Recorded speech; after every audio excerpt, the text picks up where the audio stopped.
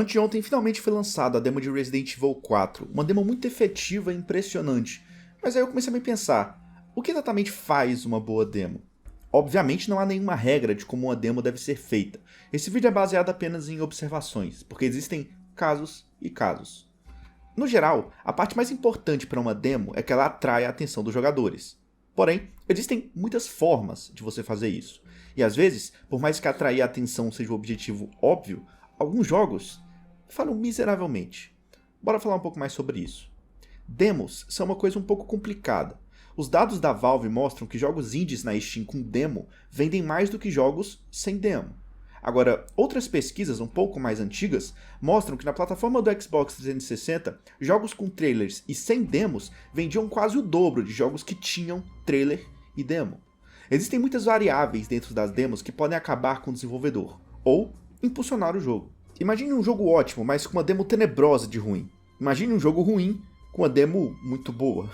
No geral, as demos servem para mostrar ao público como o jogo funciona, mas também para alavancar as vendas do mesmo. A questão é que a chance de acertar na demo é mais baixa do que a chance de errar. E se a demo errar, isso impacta diretamente nas vendas de um jogo. Nós vamos falar dos exemplos um pouco mais tarde. A primeira coisa que eu colocaria como fundamental numa demo é qual ponto do jogo será demonstrado. Existem jogos que demoram muito para engrenar de fato, ou jogos que demoram muito para abordar os momentos realmente relevantes. Peguemos Resident Evil 2 Remake, por exemplo. Muitas pessoas vão concordar comigo que a melhor parte da campanha do Leon é o aparecimento dos Leakers e do Mr. X. E isso vai acontecer depois de, talvez, algumas horinhas de jogo. Então por que a demo de Resident Evil 2 falha? Primeiro, porque ela estabelece um limite de tempo para o jogador. Nós temos só 30 minutos para jogar a demo. Muito provavelmente você vai conseguir terminar ela sem problemas, mas o tempo adiciona um pouco de pressão e pressa no jogador, que pode deixar áreas passarem em branco por achar que não terá tempo de explorar tudo. Outro problema desse tempo é que Resident Evil 2 Remake, apesar de um remake, ainda é um jogo novo. Os jogadores ainda estão gastando tempo admirando os gráficos, testando os controles, explorando o cenário em busca de itens, etc. Não há realmente nada de positivo em colocar a pressão extra de ver tudo em 30 minutos. Outra coisa é que a demo adapta o começo do jogo, uma parte de mais observação do que realmente ação. Aqui entra um tipo de demo muito interessante que havia sido usada lá em Resident Evil 7, uma demo paralela aos eventos centrais do jogo. Se a demo de Resident Evil 2 fosse remanejada para já incluir a aparição do Mr. X em algum ponto, atrairia bastante a atenção dos jogadores, já que ele é um dos pontos principais e mais elogiados dentro do jogo. Agora vamos falar um pouco sobre essas demos. Existem as demos que chamam a atenção do público por conta do empenho da internet em comentar sobre seus mistérios e maneiras de prosseguir. A demo de Resident Evil 7 não é exatamente o tipo de demo que nós esperamos da saga. Pegue a demo do 2 Remake, do 3 Remake, do Village e do 4 Remake. Todas elas são um pedaço do jogo, colocado para os jogadores testarem o que é basicamente o jogo final.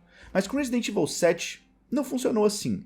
A demo Beginning Hour apresenta um personagem protagonista sem nome, que de acordo com o diretor do jogo, não é o Ethan. A demo recebe atualizações, itens diferentes, salas diferentes, tem uma trama separada da história do jogo original e tem até mais de um final.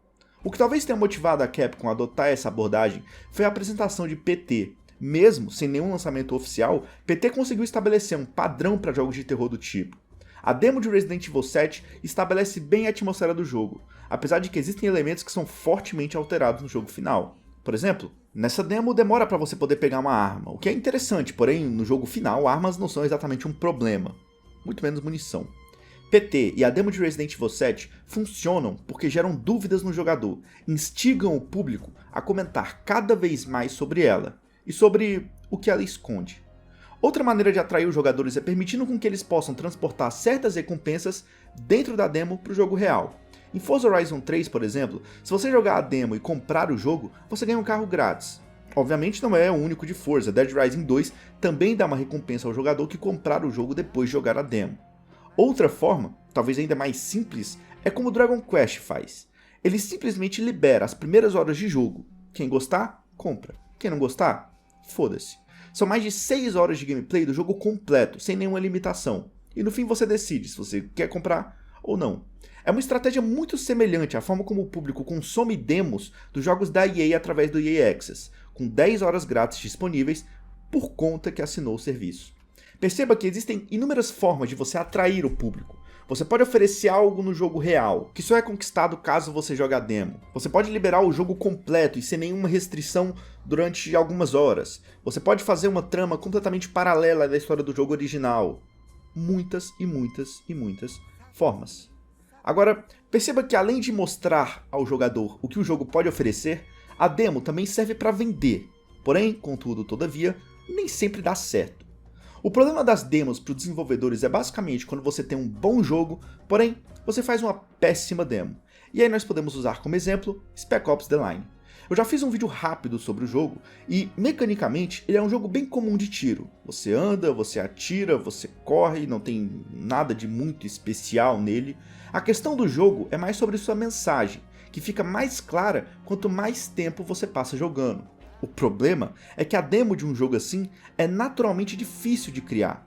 Eles escolheram dar ao jogador a liberdade de jogar o começo do jogo. O problema é que o começo do jogo não tem muita coisa. Só pelo começo é muito difícil para o jogador entender o que o jogo quer dizer. Ou seja, para a maioria das pessoas que jogou a demo de Spec Ops The Line, ele era só mais um jogo de tiro comum. Compare, por exemplo, a abordagem que Spec Ops teve com a abordagem que Fear 2 teve. Eu diria que Fear 2 é um jogo mais ou menos com uma boa demo. Por quê? Simples, pois ela é muito efetiva em mostrar uma transição da saga para algo de mais ação e porque os desenvolvedores escolheram um momento muito particular para colocar a demo. Justamente uma parte com bastante sons estranhos, luzes piscando e a sequência do corredor que é, para mim, de longe, a melhor parte do jogo.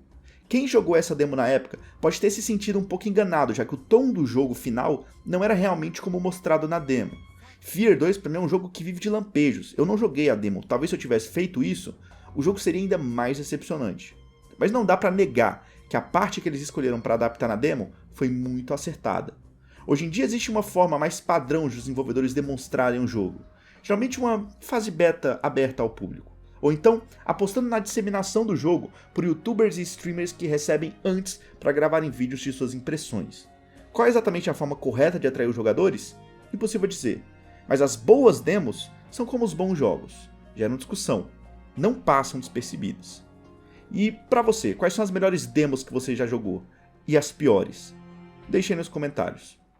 Tchau.